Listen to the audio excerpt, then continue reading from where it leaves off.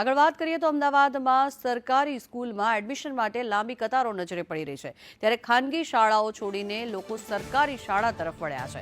બાપુનગરમાં શાળા નંબર 13માં લાંબી કતારો નજરે પડી। સરકારી શાળાઓમાં પ્રવેશ મેળવવા માટે વાલીઓનો ધસારો નજરે પડી રહ્યો છે, ત્યારે અમદાવાદની સરકારી શાળામાં એડમિશન માટે લાંબી લાઈનો લાગેલી અહીંયા નજરે પડી રહી છે। આ જે દ્રશ્યો આપ જોઈ રહ્યા છો બાપુનગરના આ દ્રશ્યો છે, બાપુનગરની સરકારી શાળાના આ દ્રશ્યો છે કે જેમાં ખૂબ જ મોટી સંખ્યામાં વાલીઓ અહીંયા એકત્ર થયા છે, લાંબી કતારો લાગી છે।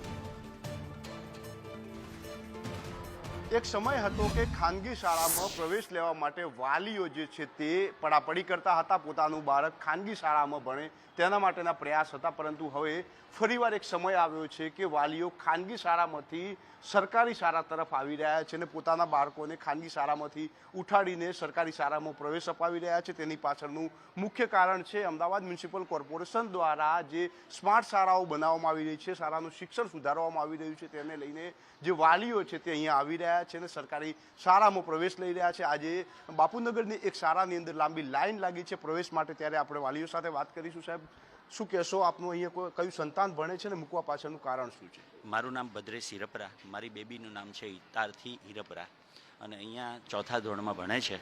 અને અહીંનો સ્ટાફ જેટલા પણ શિક્ષકો છે બેસ્ટ શિક્ષકો છે, એમ જ પ્રિન્સિપલ સાહેબ છે એ પણ સરસ છે, શિક્ષણ સરસ, મેનેજમેન્ટ, સફાઈ બધું બહુ જ સરસ છે। હું બાજુની કોલેજનો વહીવટ કરતા છું અને મારી બેબીને હું અહીંયા ભણાવું છું। મને ખાનગી સ્કૂલનું ફી પોસાય છે અને હું ભણાવી શકું એમ છું, તેમ છતાં મેં અહીંયા બેસાડી છે। ચોક્કસથી તમારી બેબી ખાનગી શાળામાં કયા ધોરણમાં હતી ને હવે કયા ધોરણ માટે આવ્યા છે? મારો બાબો જે છે એ ધોરણ 3માં ભણતો હતો પ્રાઇવેટ સ્કૂલમાં, પણ ત્યાંનું ભણતર એટલું એજ્યુકેટેડ નથી બરોબર, અને ત્યાં પ્રાઇવેટ શાળાઓમાં બરોબર ભણાવતા બી નથી।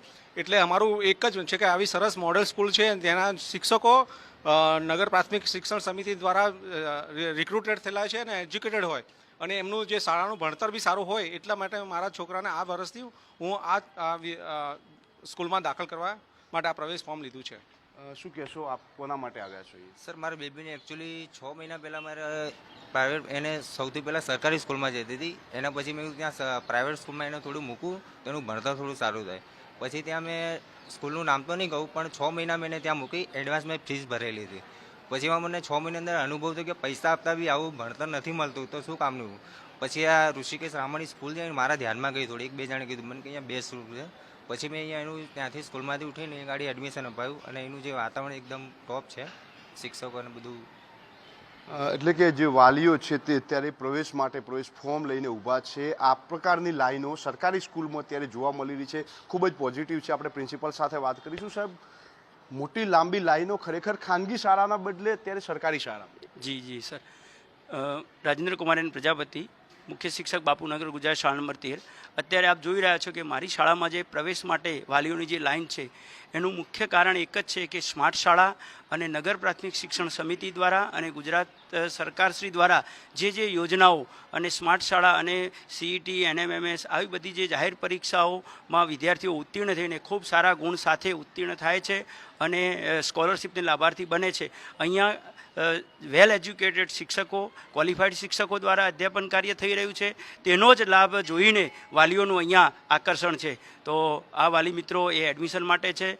છેલ્લા 3 વર્ષમાં મારી શાળામાં ખૂબ સારી સંખ્યામાં વધારો થયો છે, એનો યશ હું આ સ્માર્ટ શાળા અને ખૂબ સારા શિક્ષકો કે જે અધ્યાપન કાર્ય કરાવે છે એમને હું આપું છું।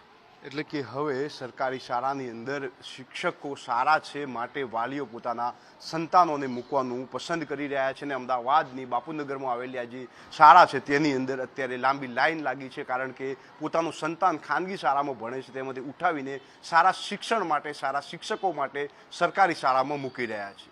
કેમેરામેન મનીષ વાણિયા સાથે જયંતિ ચૌધરી, સંદેશ ન્યૂઝ, અમદાવાદ।